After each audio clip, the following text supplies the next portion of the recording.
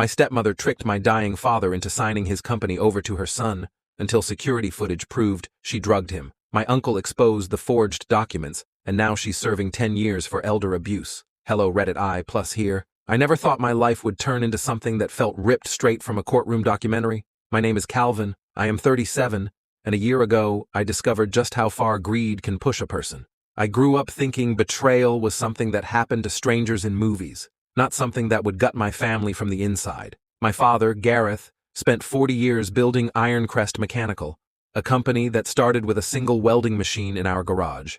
I remember being 6 years old, sitting on the concrete floor while he worked late into the night, sparks flying like tiny fireworks. He would tell me that building something with your own hands was the closest thing to magic he had ever known. My mother died suddenly when I was 13, after a medical complication no one saw coming. My father never remarried after that, not for a long time anyway.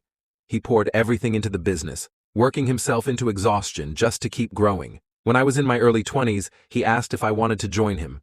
I did not hesitate. I got my engineering degree and stepped into Ironcrest ready to learn. The business was struggling. My father was brilliant in the shop, but awful with numbers, scheduling, budgeting, and client retention. He would undercharge people because he hated confrontation. He refused to raise prices. He forgot to invoice. One year, we discovered he had gone 6 months without collecting payments on 3 major projects. It took me years to fix everything. I modernized the shop, expanded our services, added CNC machinery, and hired a project coordinator who actually understood deadlines. Within 5 years, we went from surviving by a thread to landing industrial clients who brought in steady money. My father was proud. I had never seen him smile so much in my life. 7 years ago, he met someone at a community banquet. Her name was Darlene. She was in her mid-50s, polished, charming, and the kind of person who compliments everyone within a 5-foot radius. My father fell for her fast. I tried to be supportive, but from the start, something felt off. She asked too many questions about the business, not the casual kind, the kind people ask when they are assessing value. She wanted to know about our machinery, our contracts, our backlog of orders, our profit margins. She seemed fascinated by the fact that Ironcrest had no outside investors and that everything was in my father's name. Darlene had a grown son, Troy, who was 32 at the time. Troy was the human equivalent of a deflated pool float.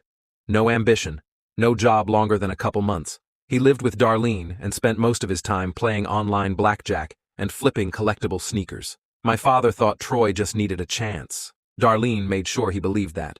3 years ago, my father got sick. The kind of sick that takes pieces of you every week.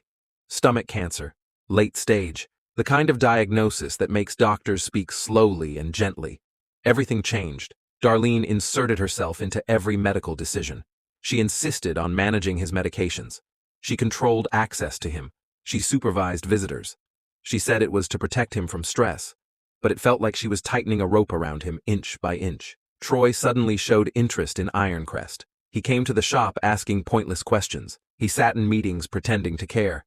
He asked how ownership transfers worked. He even joked once that maybe I should take a long vacation so he could get hands-on experience. I told my father that Troy needed to start in the shop if he wanted to learn the business.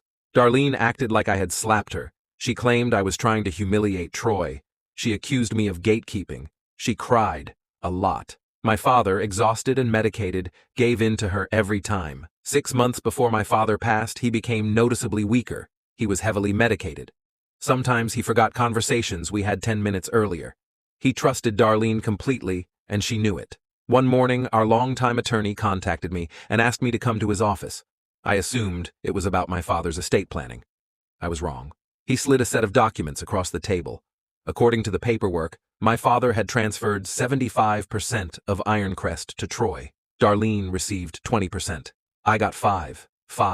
The company I saved from collapse. The business I spent more than a decade rebuilding. I knew something was wrong immediately. My father could barely hold a pen in recent weeks, let alone make life-altering financial decisions. When I confronted Darlene, she said my father wanted to make sure Troy was finally given responsibility. She accused me of being jealous. She told me to stop creating drama during a painful time. Troy stood beside her, smiling like he had already picked out the office where he would put his gaming chair. My father died 3 weeks later. I was not allowed to see him. Darlene told the nurses I was traveling out of state and could not be reached. I found out he passed away from a phone call. not from the woman who claimed to love him. The funeral was a performance staged entirely by Darlene. She gave a speech about how she and my father had shared the deepest bond of his life. She called Troy the future of Ironcrest. She never mentioned my mother. She barely mentioned me. After the funeral, Troy walked into Ironcrest on Monday morning like he owned the building.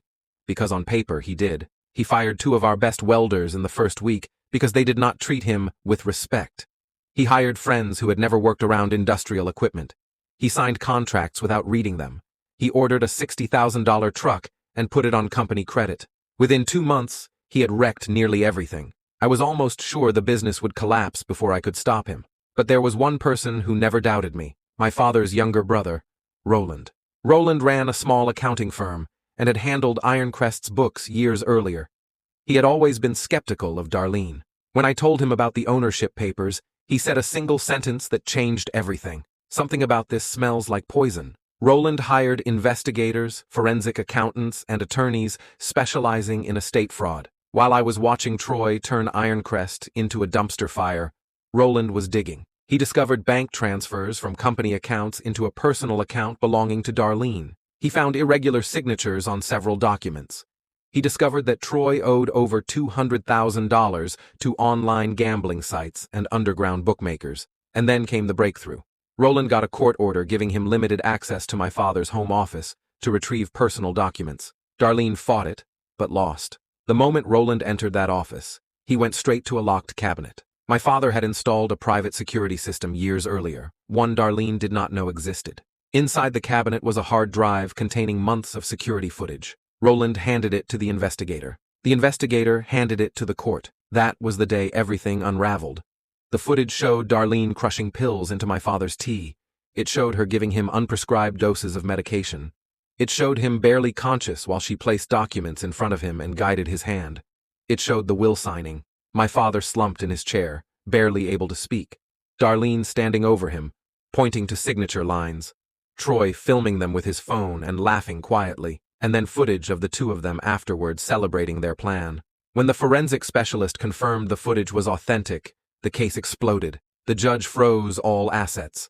Darlene and Troy were arrested. The district attorney filed charges for fraud, elder abuse, forgery, and theft. Troy folded fast. He took a plea deal and gave a full statement against his mother. He admitted they planned everything because he was drowning in gambling debt. Darlene went to trial, and the prosecution used the footage like a sledgehammer. The jury convicted her on every charge. She was sentenced to 10 years. Troy got 4. The court reinstated my father's original estate plan. Ironcrest returned to me.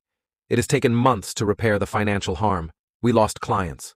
We lost employees. Our name was dragged through the mud because of Troy's incompetence. But we survived. Some days I think we survived because my father wanted us to. That security camera he installed years before he even met Darlene saved everything he built. I visit his grave every week to tell him how the shop is doing. I tell him we are steady again. I tell him we are rebuilding. I tell him I kept his company alive. And every time I leave, I whisper a quiet promise. No one will ever take Ironcrest from our family again. I thought the story was over after the sentencing. But Darlene was not the type to accept consequences like a normal person. Even in prison, she kept trying to claw her way back into control. The first attempt came in the form of a letter sent through her cousin. It was 4 pages of emotional whiplash.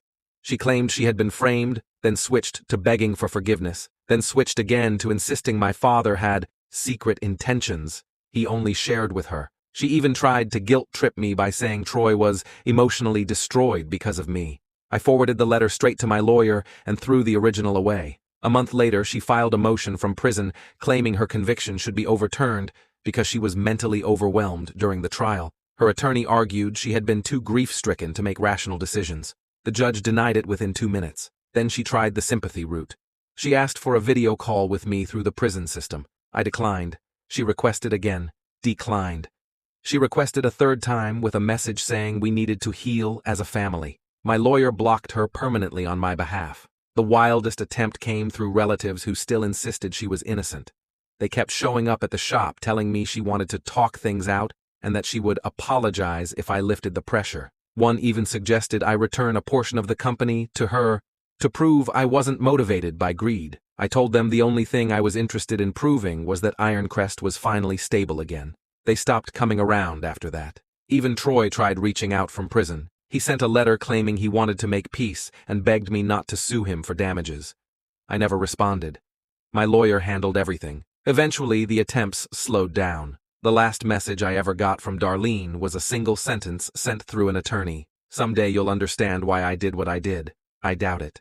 My father built Ironcrest with integrity, sweat, and pride. She tried to steal it with pills, lies, and a forged signature. There is no universe where her logic will ever make sense to me. She lost her freedom. She lost her reputation. She lost every last bit of leverage she ever thought she had. And Ironcrest is thriving without her.